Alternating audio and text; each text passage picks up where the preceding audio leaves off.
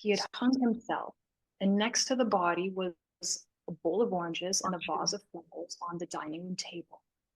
And in that instant, her mind made the association of death to these two items. And in the intelligence of the mind, in order to protect her, created an allergy. Totally subconscious, instantaneous. She had no conscious understanding of what just occurred in those Right. seconds. Right. And then for the next few years, she had severe allergies to these two items. As soon as she realized what the connection was, she relaxed.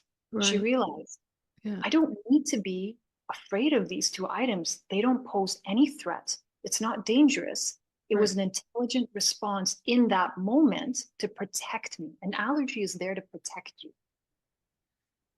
One of the two reasons you have allergies. One is to protect you.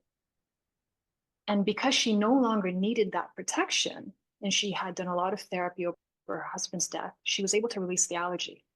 We know this because she wasn't allergic to these two items later on. 6 months Right. later, when we followed up, no problems. She was eating oranges again. She loved oranges. She really missed eating them. Right. And then a Right. year later, we followed up again, same thing, no allergies. It was that easy. The hard part was making the connection and understand what was behind Right. the allergy in the first Right. place, Right. right? I have a similar example. I don't know if you're familiar with emotion code. Yeah, Uh, Dr. Bolton. that's right.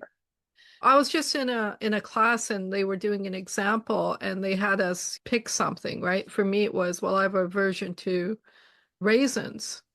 Mhm. I don't know why I don't like raisins. It's not like it's an allergy or anything, but I just don't like them. And so through doing the process, it was determined that when I was very young, like 1 or 2 years old, we were at a funeral. Now at a funeral, they give raisins to us, after the funeral process, and it's just something to sweeten your mouth, to bring sweetness back in your being.